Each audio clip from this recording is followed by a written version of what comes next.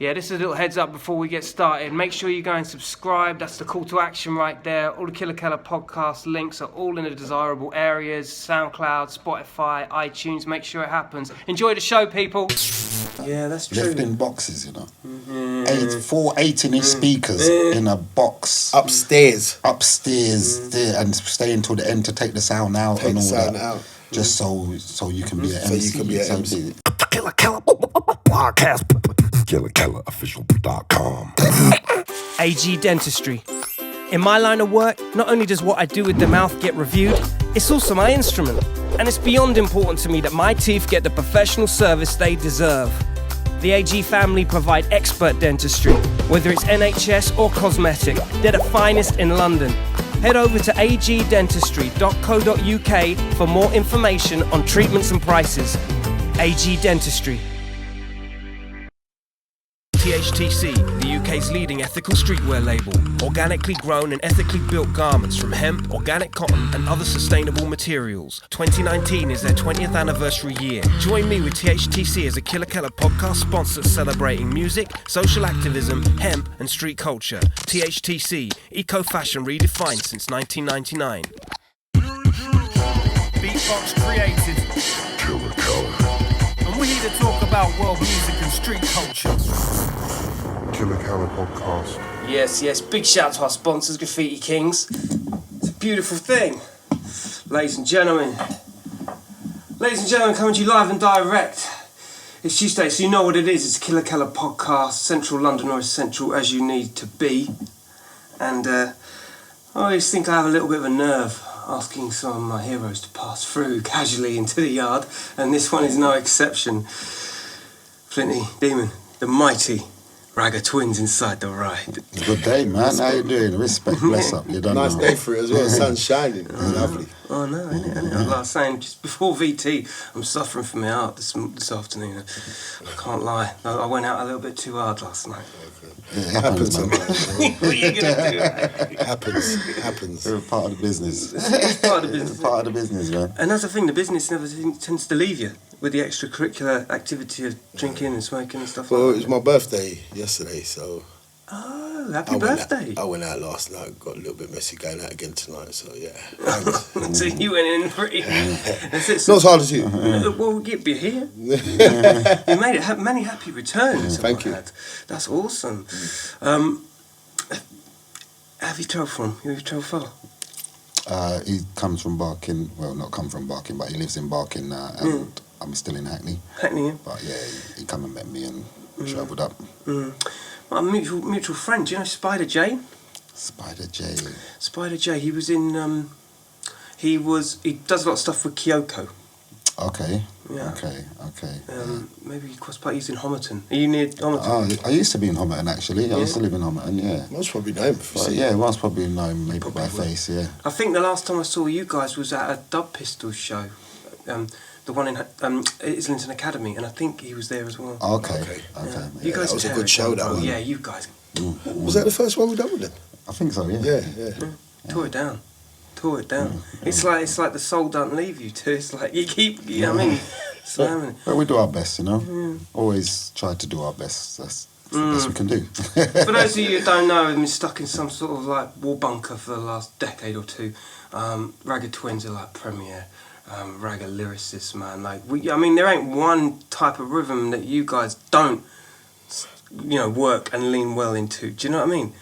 It's all I've ever... That's kind of how I've known you guys. It's like your adaptation. It's almost like the brand just landing on tune. You know what I mean? You know, when for reggae artists, I think it's quite easy to get a style to fit on a beat. You know what I mean? But a lot of people can't do it. But we've managed to do that throughout the years. Find something that can work on a beat that we're not regular with, you know what I mean? We try not to let any music beat us. Do you know what I mean? It's a beat. If you can nod your head and tap your foot, and you can chat on it as well. You know what I mean? You just got to find the right tempo and the right vibe to go on that tune. And because we started on reggae, then we jumped onto acid house, and from the acid house it's jungle, drum and bass. Then we've done some hip hop, we've done some dubstep, house and garage. You want to add to that? Breakbeat. I mean, you've got some Dub Pistols themselves. They're like kind of a mashup of like Ragga meets jazz. We've done a jazz album. So we've kind of like been on all sort of genres, and you know, we're not scared to go on any genres. You got, I suppose there's, I don't know of any, but there most probably is an MC that will hear a genre and say, I'm not going on that. You know he doesn't want that, does he? He doesn't want it. No, not with us. You know, if the only way we don't go on it is if we don't feel that beat. Yeah, and it really does come down to the particulars of the beat. Yeah. It's very much like beatboxing, you know, like you can mould it to anything. And that's the beauty of it. You know what I mean? You don't stay on one sort of tempo, and, you know, I guess that's where my relativity with you guys comes in, because I'm like, I get that. You had like that whole Shut Up and Dance era, that Perfecto, and then you had the Skrillex thing. Yeah. And, you know, it transcends a lot of decades and genres, doesn't it? Yeah, definitely. You know, as you said, music is music, isn't it? Music is, and from you feel the music, then you're going to do something on it, and you're going to do your best, what you can do on it. You know what I mean? I'm not saying we ain't been in the studio and done something on a beat and not had to go back in and say, no, we need to change that. You know what I mean? Yeah. After you hear it, but, you know, just like producers, they make their beat and they might not like something, they've gone and changed it. We do the same thing. Yeah. But, you know, we do our best to make that beat work to what we're doing, and we work to what the beat's doing. Yeah. So, It's an interesting... do you do your own beats as well? no, I've dabbled with it, but that's hard. There's a whole different beast there. It's a different ball game. I think because we're MCing, we're out every weekend and we're in the studio doing work with other guys. I think if we stop MCing anytime soon, or a few years, or 10, 20 years, whatever, you might go into the producer thing, you know what I mean, and start that, you know what I mean? But at the moment, it's hard to do the two, as far as, because of the amount of work we're doing, you know what I mean? Oh yeah, it's the flitting in your head going from, we're going to go and do a couple of gigs this weekend, then you jump back in, it's almost like there's no time to declimatise, is there? And it's different, you got the producer MC, they can do it all day, go gig and thing, but, you know, they're in the studio tapping buttons. That's what they and do, making yeah. beats, you know what I mean? We're vocalists, it's a different thing. With an MC producer MC, I find if you're a producer and you're already making beats and you can rap or you can MC, then it's easier. But then if it's a MC, then trying to learn how to make beats, it's not hard. But I've known a couple of my mates.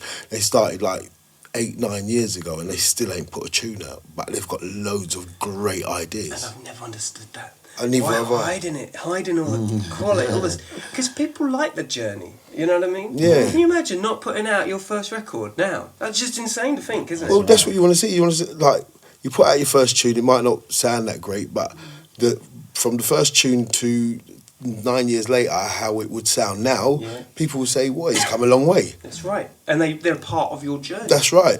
But well, you know, you're making tunes every year, and they're not ready. I don't understand that. And I never understood that. I think some people just have like this hobby mentality of like, you know what I mean, just doing them and just like I'll make beats, hoarding them. Yeah, exactly. It's like, I guess it's a bit like computer games for me. Yeah. I've never been a computer game fan, to be honest. Well, that's like me in computer games now, because I'm not really that good at playing them no more. But I always like collecting them. You never know, one day I might get bored and right, exactly, But I don't buy them on release day. I wait for like a couple of months and they've gone down in CEX, you know.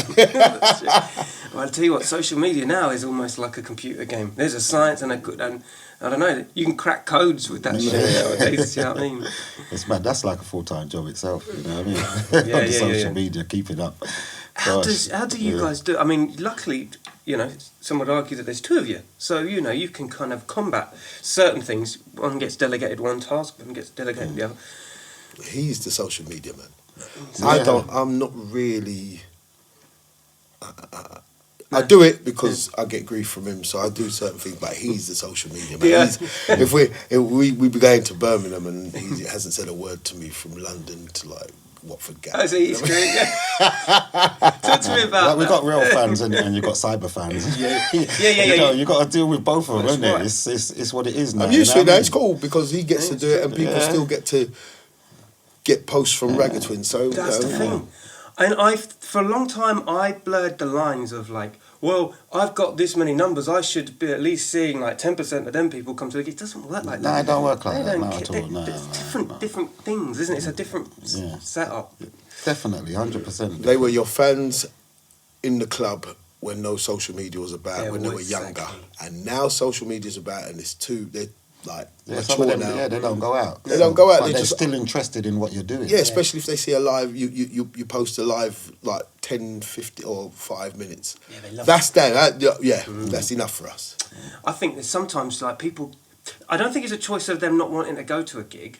I think if they had the opportunity to walk down the road and go to see a gig, they'd be up for it. Oh yeah, definitely. Yeah, of course. But I think some people like to. So some people, I guess it's a human mentality that they presume they've seen the gig just because they've seen the first 57 seconds on your video. Do you know what I mean? Yeah, I was there. That's all I need to see. That's Yeah. all I needed to see. Yeah. Yeah. Which But, is you amazing. know, a lot of people, they get families in it, get kids and that, and they can't afford to do it no more. But You guys got kids? they're still well interested in what you do. Yeah, I've got Five? 5, and I've got 8 grandchildren. So you like being busy, yeah? I've got 6 and 3 grandchildren. So you've got enough to put in on a club. You get more. We had a lull in our career. Just had to do a little bit more. We need to be more busy. What are we going to do? So yeah, but yeah, they love what we're doing as well. You know what I mean? They're into what we're doing. And we come from a big family anyway. There was like my mum and dad and 6 of us. So it's kind of like, obviously, that's where you're going to go in that direction. You know what I mean? Of course, I haven't got any kids yet. As you can tell, that's why I'm doing a bloody podcast. Yeah, just take up the whole house with your podcast, wouldn't you? Do you know what I mean? Do you guys have do you guys have bickers and beefs over things? I mean, there must be like a few times when you're in a car. Like you say, coming from wherever you're going. I mean, not so much now. We used to back in the day a lot. Yeah, you're young, innit? And you want to Feisty. be be headstrong. No, I'm right. No, you're wrong. You're wrong. I'll never forget one of them. Like we went. Was it Serbia? Serbia. We was going Bulgaria. But You already know what he's going to do. we was going Bulgaria. I said it all up in it. We was going Bulgaria. And them times that you hear Serbia, all the, So, why are we going there? Anyway, we got there and this hotel is the worst hotel I've ever stayed in my life. And I said, we were sitting in the room and I turned to her and goes, you see, look at the state of this place. You bring us to this... And he just went off and we just had one blazing row. Done the show. The show was wicked. Wow. The rest of the day went very nice, and I kind of like felt like a prat, really, because there was no need for it. You know what I mean? And then we was there for a week, and the rest of the week was Solid. it was beautiful. What is it? I've got this theory. I mean, it's like the shitter the hotel, the better the gig, isn't it? Really? It's like It has worked like that a few times, actually. You know what I mean? It has. the amount of times you'll be warned when you're in like a 5-star. Yeah, right? the gig's gonna be crap. So let's back up then. So where did it all begin? Sound system culture. Yeah.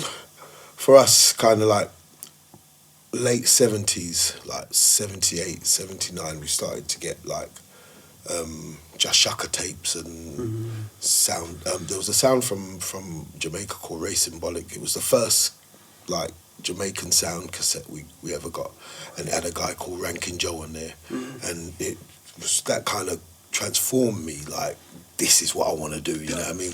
Yeah. But we just used to listen to them and take it in and learn from there. And then little sounds started to pop up in our area, and we'd like go to the parties or the clubs and see the mic and get a chance and have a little chat. And that's where it started from. It was that organic. You were just, you just started going to the place. Yeah, that's what D-Man started doing. Yeah. He started going to these venues at the weekend, and he'd come home and say, because I wasn't allowed out at that time. I'm like a year and 8 months younger. and he'd come back and say, yeah, I'll chat some lyrics on this sound tonight and that, you know what I mean, and tell me what was going on. So, you know what I mean, when I was in my last year of school, I decided to build a sound with my mates, build my own sound system. No way. Yeah, so we built our own sound system, and That's cold. we kept it in my uncle lived around the corner from the school, so we kept it in his basement. So that's at lunchtime I'd go around there, practice in Hackney, go around there, practice. And our weekends, we would have a blues in there, you know what I mean? And that's how I started to get to MCing, you know what I mean? You fucking hear that? Legendary historical reference points right here. Yeah, That's crazy. Like I used to roll with about 10 guys, and we'd leave Stonenet and go down to Tottenham, and whatever sound was playing, all my mates would tell me, go on, because they knew. Because I used to do it at school. Like at school, me and three other guys, we used to go to Holborn, a rehearsal studio. I couldn't play no instruments, but I just love music, so I just used to go with them. Yeah. But they had a mic there, so I just used to pick it up and scabba dabba dooba, yeah, early toasting style. So from there, I already had the flavour for it. And my mates used to say, "You're good at this," and then we done assembly, and I'd done it in the assembly, went off. Wow. And from there, I said, "Yeah, this is what." So this really was like a vocation for you, boy. Yeah. Like there was that, and that's what. Yeah, that's what started. I mean, from like listening to tapes, the Jamaican sounds, yeah. and English sounds as well. You know what I mean? And yeah, just get going listening to Rodigan on a Saturday night and Tony Williams on a Sunday on the radio and that. You know what I mean? Cause that's all we listened to, Jamaican reggae music, because that's what we wanted to. And if you know, it doesn't matter wherever you come from. We're not Jamaican. Our parents are not from Jamaican descent, but we were, you know, the Unity owner and most of the men around the Unity sound, they were Jamaican. So you got in there and you just learned more about Jamaica and the language and listened to how they talk and I'm not trying to copy anything, but mate, if you're going to be a rapper, you're going to know the blueprint. That's right. Hell so if you're going to be a ragga toaster, you've got to know how to chat like them. The words. You know what I mean? I wasn't pirating their lyrics. I was just listening to their style, the words, how they pronounce their words, and that's the only way you can do it. You've got to learn. Yeah, you've got to learn. You've got to learn. My parents weren't from a Jamaican background. No. So where a lot of other MCs from England, their parents might have been from Jamaica. They hear that Jamaican all day, every day.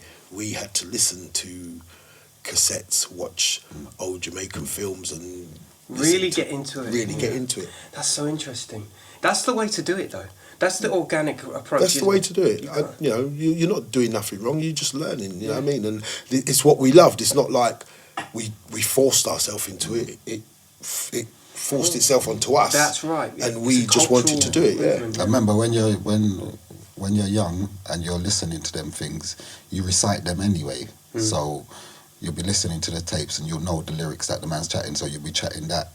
But you're not going out to chat it somewhere else, you know what I mean? You're just picking up the vibe and picking up the energy and picking up the patois. And the cadence and the and everything. In early days, it was just go to the thing and just chat what you want.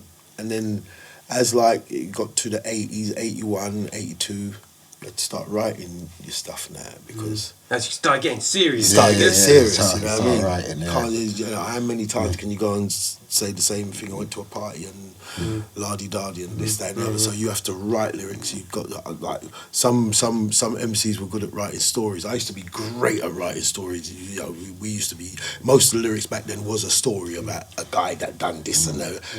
But then you learn to write other lyrics, and you know, politics was one of my strongest topics. I love political. I do. It's like, you know, music with balls. You know, stand for something, for anything. But back then, that's what, you know, a lot of the MCs used to talk about. You know what I mean?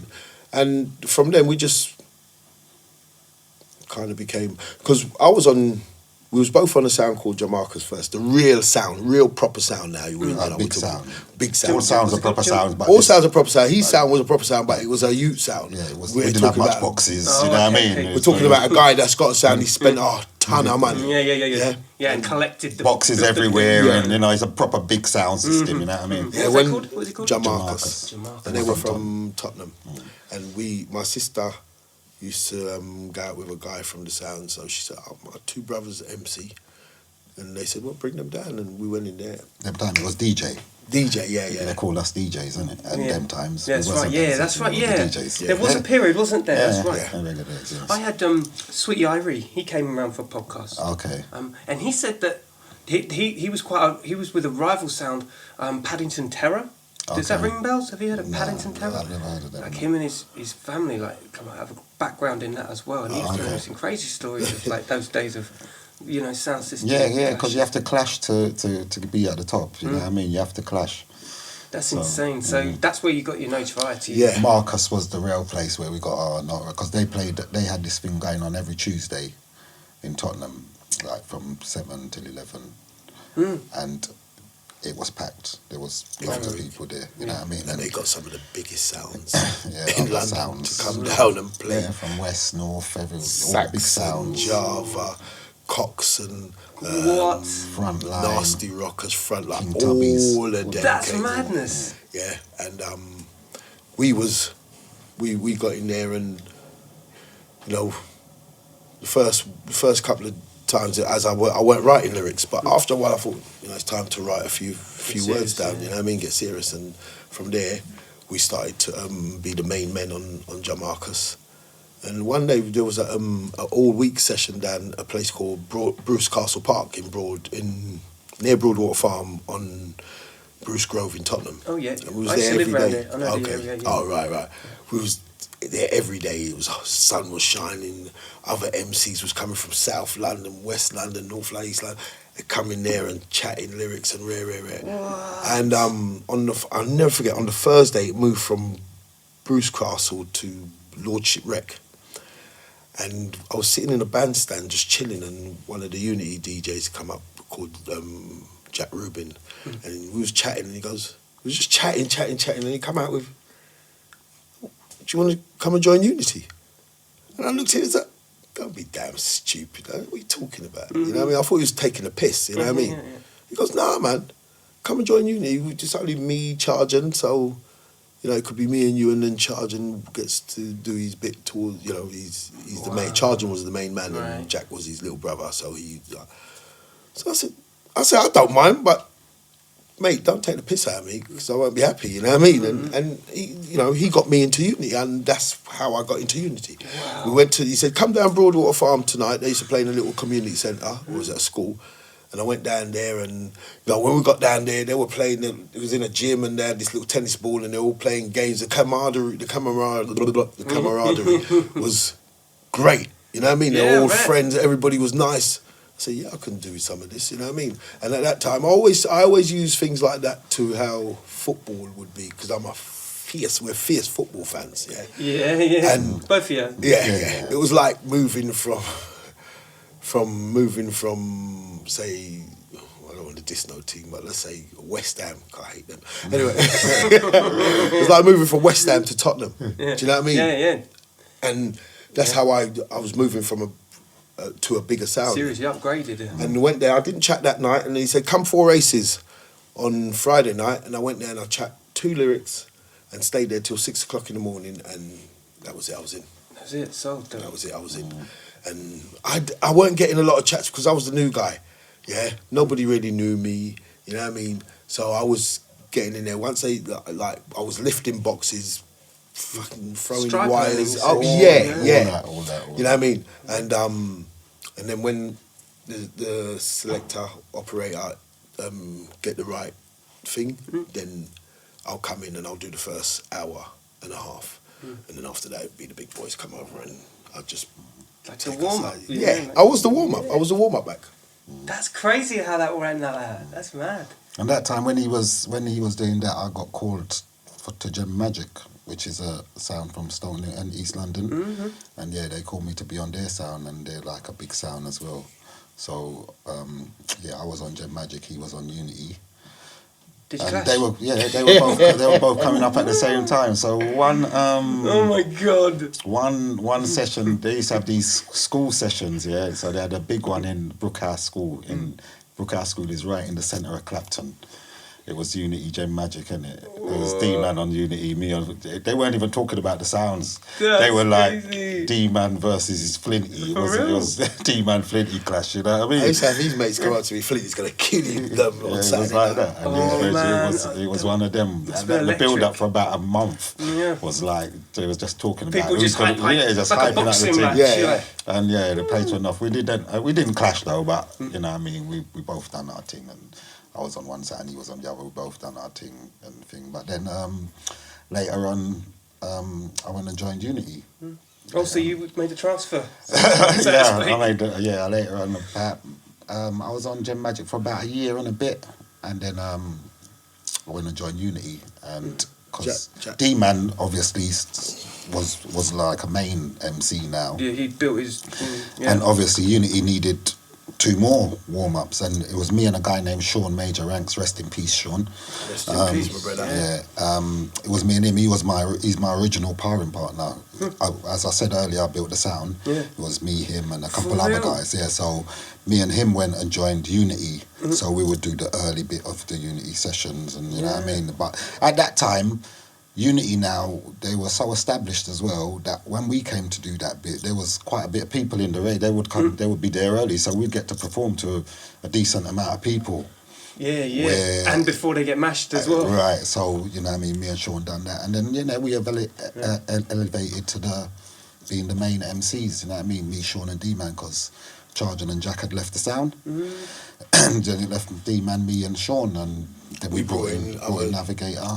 No, big up Navi also. Yeah. But plus, before that, we brought in some other little MCs to warm up. So you got that warm up, and then Flinty and Sean, and then I'd come and join Flinty and Sean, and all 3 of us will finish up off the dance. Well, there was no rank. When Flinty and Sean come and joined me, there was no rank. We was all even my brother and my brother's best friend, which was my best friend as well. Well, my friend as well. And then we played Fat Man in 85, Christmas 85, or near New Year's anyway. Navigator was on Fat Man Sound. And Jack and Chargin joined Fat Man Sound. So we clashed them. I bet that was crazy. Wow, it's a proper dance. So there wasn't much lyrical argument, but there was a lot of cussing argument in between lyrics and all that. Yeah, you this, you that, rah.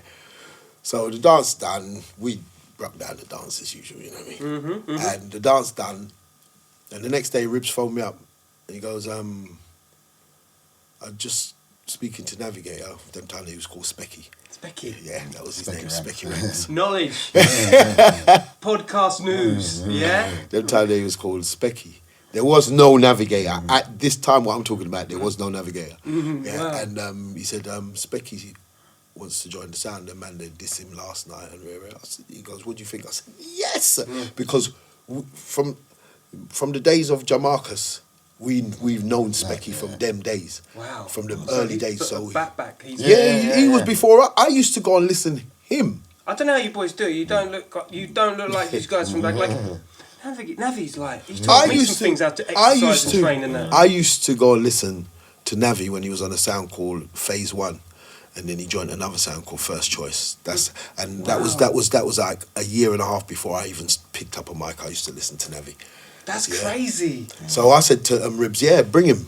And then it was me, Flinty, Sean, and Specky.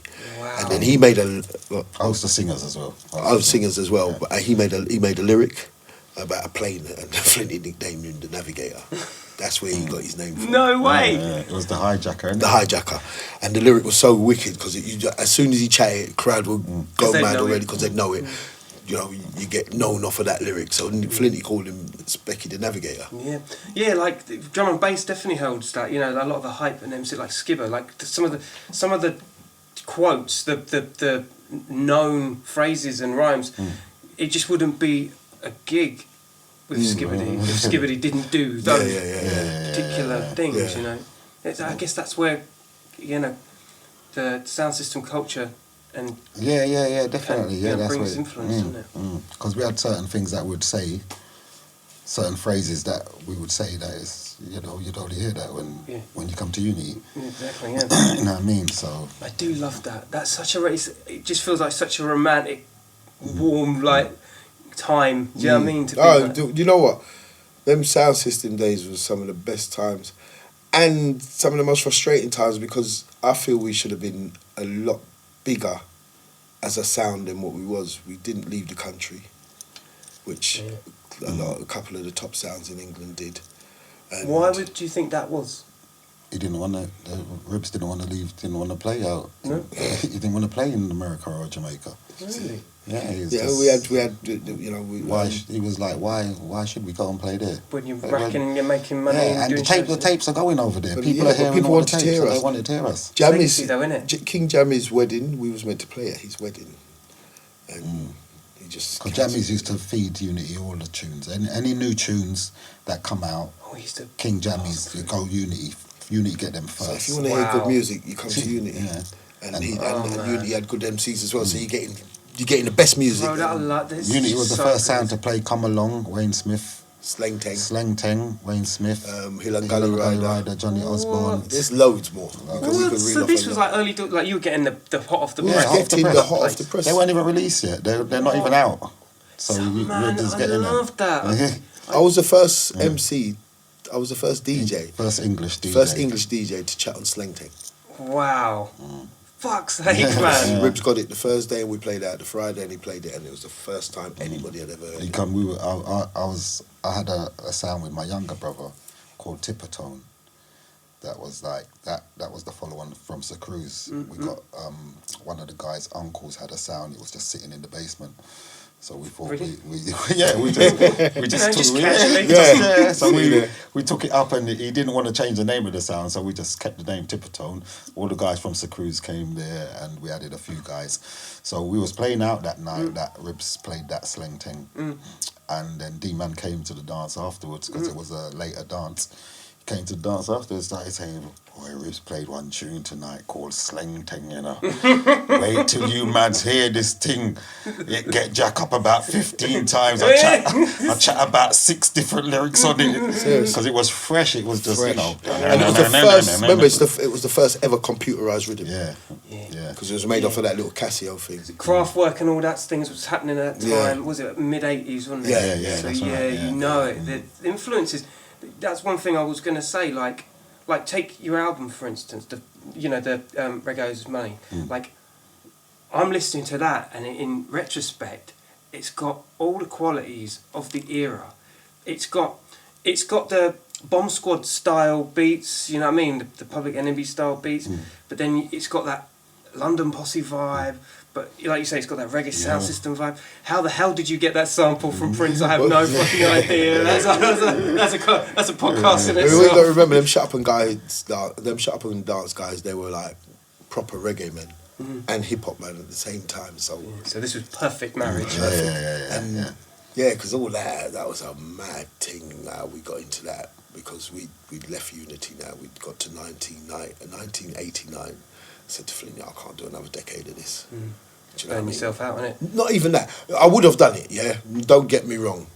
But it was time for the sound to move in a different direction. It was time to take the sound out of London and out of England and take it to Europe. Which you weren't getting with Unity. weren't It getting. wasn't happening. And studio work, we wasn't getting studio. We hadn't 10 years, or let's call it 8 and 7 years on Unity, yeah. And we hadn't put out an album. We put out about 3 tracks each, if that.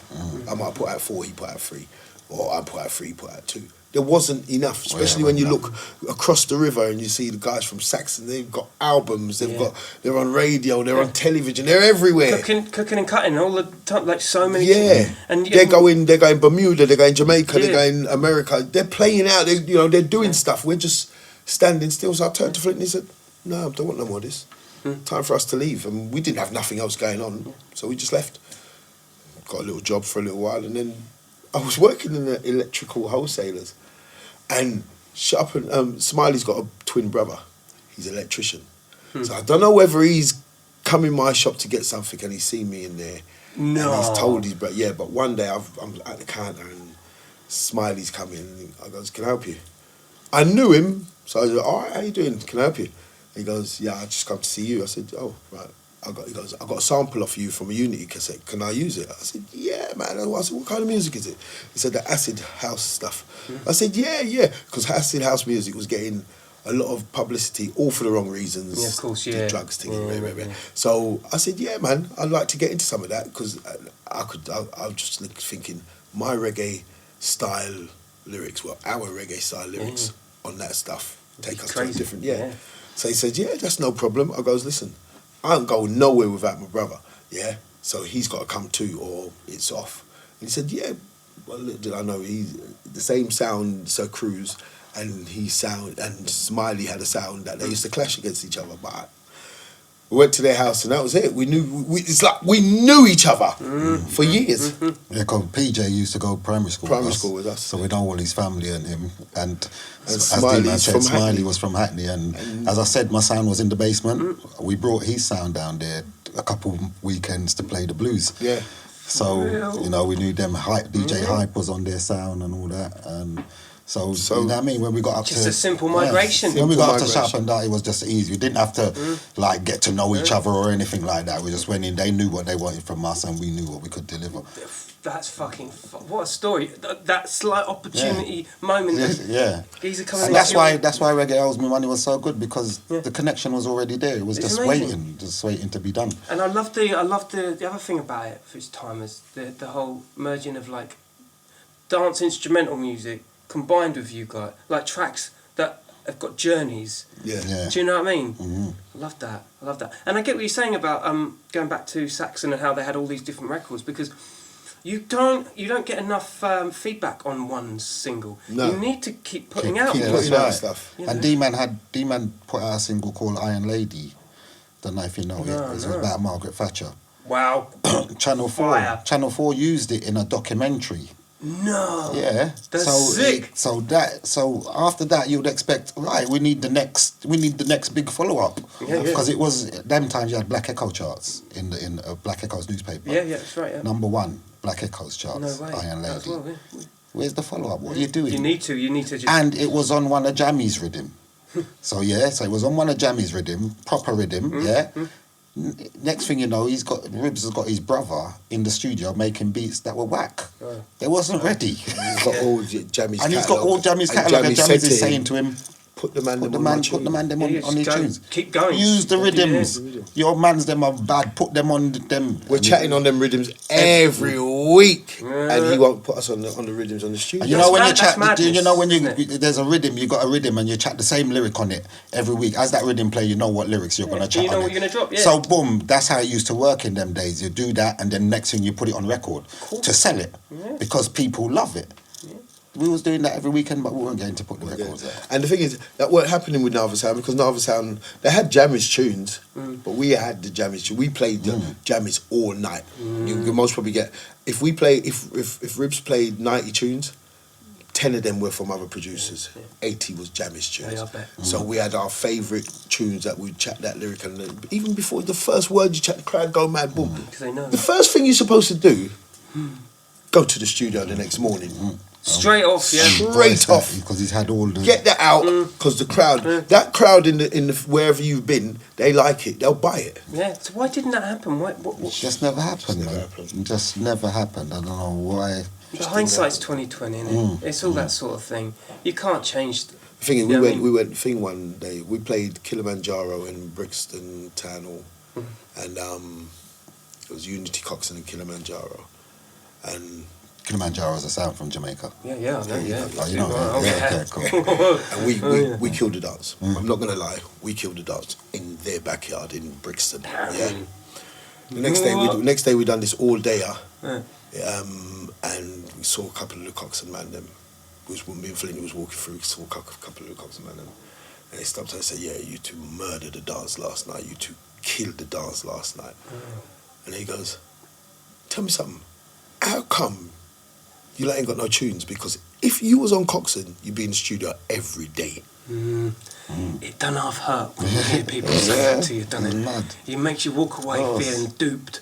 Listen, man, the amount of time the Jamaican sounds used to come over and play Unity and want to take D-Man back to Jamaica.